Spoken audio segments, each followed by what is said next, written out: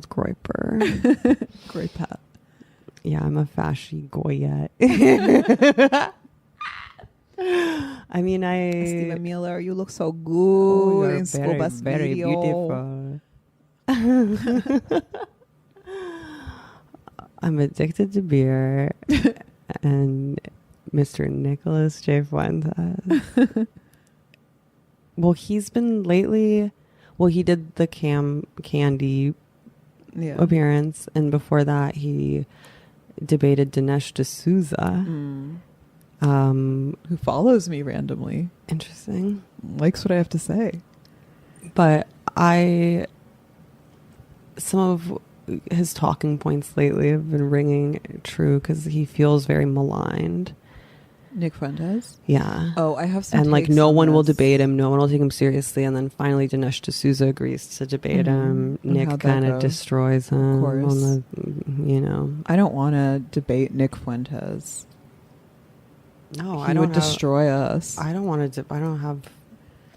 One thing that I noticed in the interview that he did with Candace Owens is that he thrives on debate. He's been doing this since he was like in diapers, and in that way he randomly reminds me of Camille Paglia, who I remember someone said about her that conflict, debate, argument, being combative is her love language. Like that's how she shows respect and even affection. And it's not like a big deal. It's not a big thing for her. She doesn't see it as personal. She doesn't see it as an insult.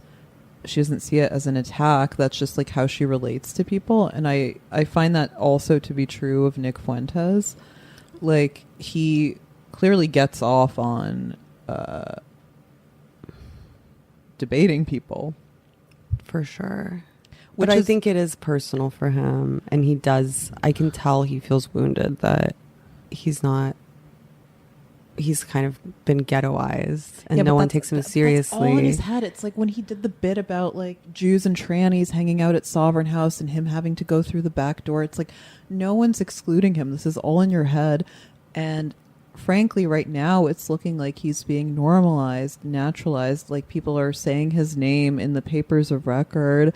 By the time he's how old? 26. By the time he's 36, he's going to be, you know, if he doesn't kill himself or do something stupid, he's going to be like an establishment figure.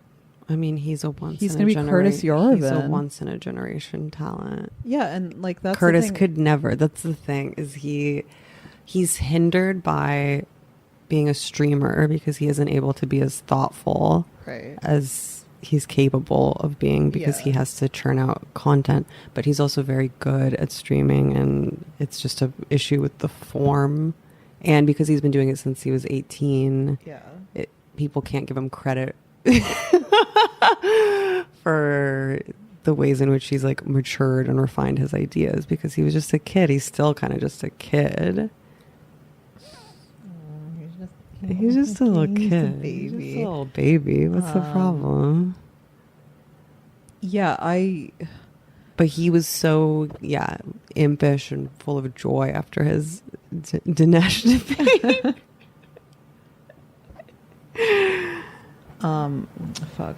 There was something I wanted to say about Nick Fuentes, blah blah blah. And I actually don't know if he even talked about. I mean, I'm sure he did because he loves attention, obviously. But but what I wanted to say is that having a tolerance or even appetite for like existing in kind of a sustained combative environment is a very, very important skill to have as, I guess, a broadcasting personality, a political personality. I don't have it.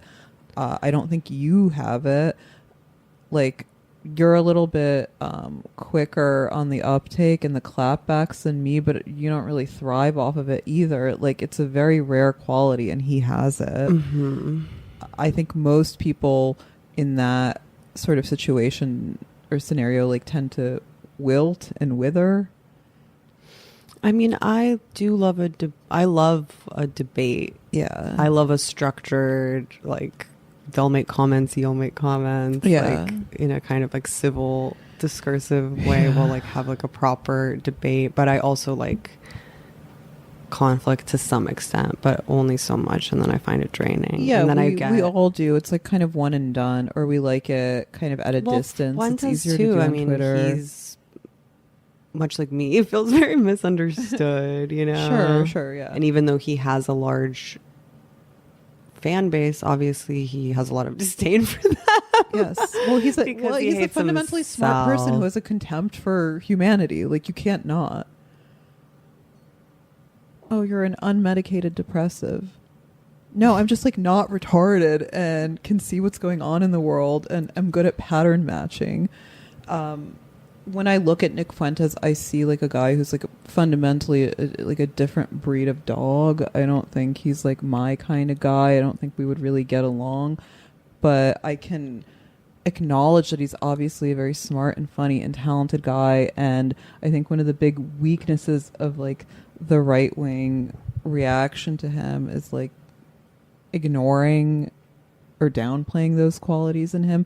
And he also has another more obscure quality of like high IQ individuals, which most people also lack, which is like total recall. Like, he has a very good memory for remembering. It's amazing. Just like random retarded details that most people would filter out in the course of their lives. He's one of the best. A test tube baby. He's one of the best to ever do. Damn, we've really changed our tune on this beaner. I mean, I've always, you know, like there was a point where he was talking at this like old obscure conference between Trump and Bibi about the settlements, which is when he really like came to understand the hypocrisies of the Jews on Israel and so on.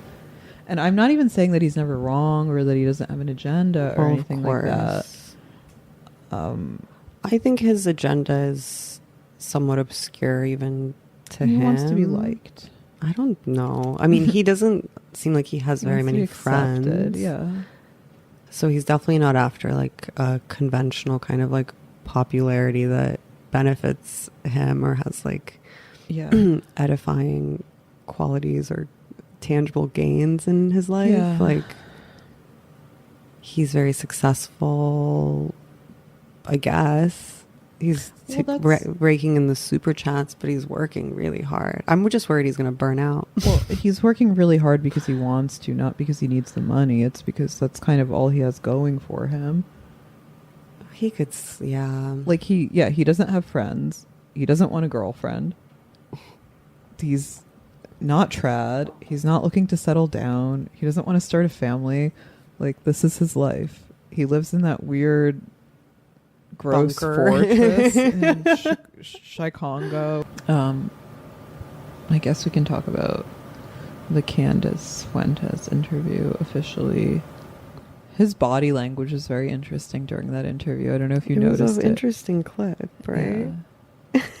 Like, he's clearly like very nervous and impatient.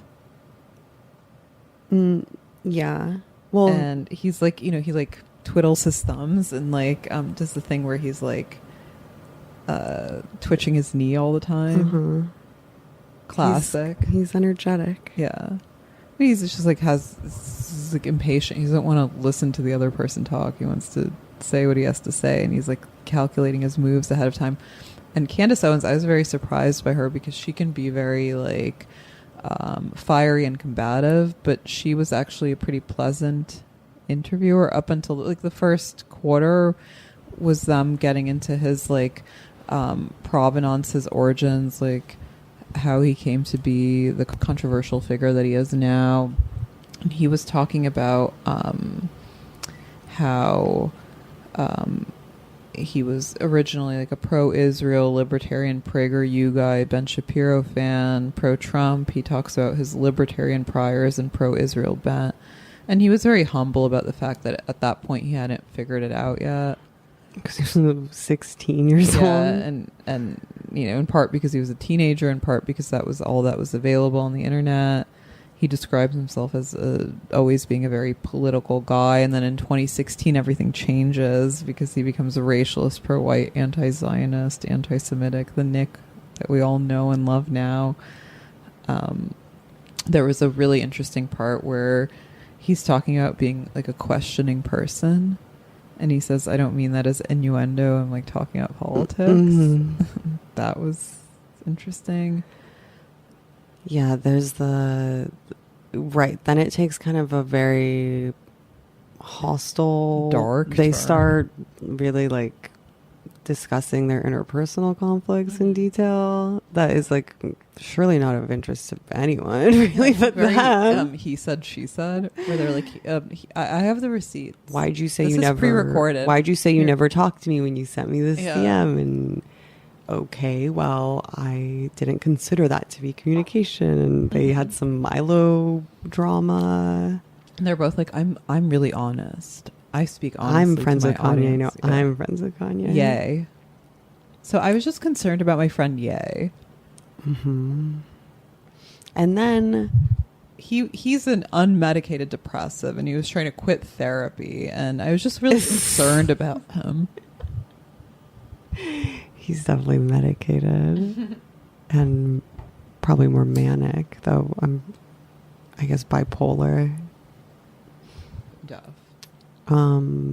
But yeah, then she does a really bitchy thing and asks him why he doesn't have a wife and kids. If he's so trad. Yeah. Which is pretty hypocritical because she didn't get married till she was older than Nick Fuentes. Okay. Well, how old is she? She's She's 35 or something?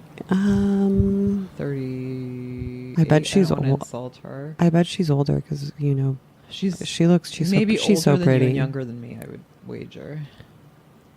36. 36. Correct. But I guess she got married. I guess she was around Nick's age when she got married. But she's a beautiful black woman, and he's a test tube baby, so he's an incel. He doesn't want. What do you mean? He can't have a girlfriend. I need him to do really America First every night. When he's like, "Hey, I'm like a weird neurotic freak test tube baby. You don't want to be like me. I hate my audience. Stop asking me about when I'm going to settle down and find a wife and have children." Bitch. First of all, you're a woman. I hate when people are like, why do you have a kid out of wedlock? Because I don't care about that shit. Because I'm a weird fucking freak. I'm not like the other girls. You're not trad. I'm not trad. I'm going to do it again. I'm going to have another fucking kid out of wedlock. Fuck you. What are you talking about? It's true. It's so true. I don't want to be part of your like bourgeois morality panopticon. Leave me out of it. I'm a weird fucking maladjusted freak. It's really unfair with the pressures Nick is under to come at him like that when he could get pussy if he wants, obviously. Yeah. But from Salome.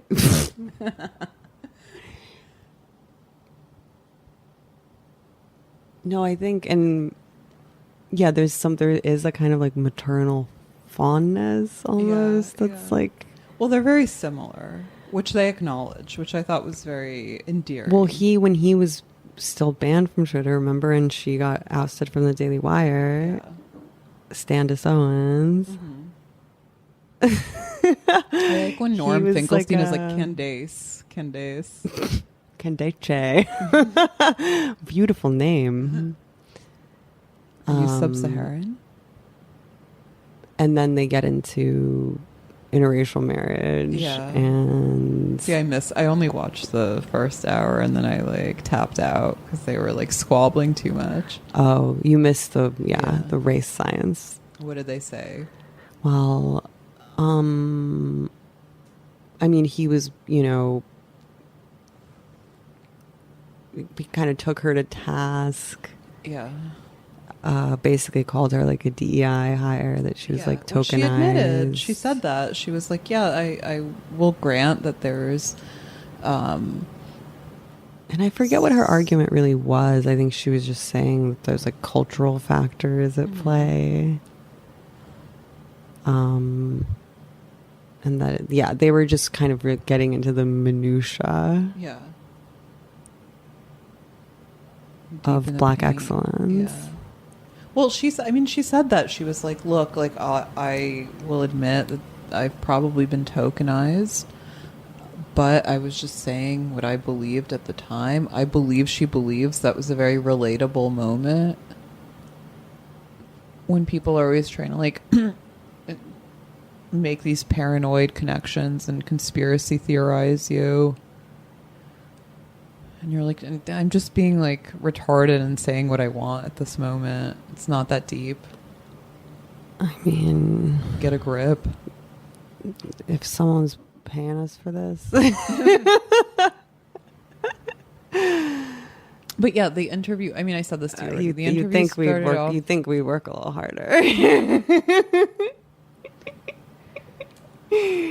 But yeah, like it starts off pretty interesting. They're talking about his background, the origins of groyperism, blah blah blah, and then it devolves into them like negotiating their relationship, which was almost kind of sweet. Like they really are a similar person. They're like a Mexican jumping bean of a person, like a ball of energy. She's probably settled down now because she has 4 kids. She might be pregnant with the 5th one because she was wearing like the big sweater, Lauren fleece over like the black turtleneck and black pants, and she was looking kind of skinny thick. They kind of look alike in a weird way. No, they don't. Yeah, no, they do. They're both like cute troll impish people. She's so like bright-eyed. Yeah, you know, I'm like, she's definitely not drinking tons of beers. No. No, I think Candace Owens is like really pretty. She's super duper pretty. And she's like Eartha Kitt. Is that the Catwoman? Oh, I don't know. She's like a black starlet. No, she's gorgeous.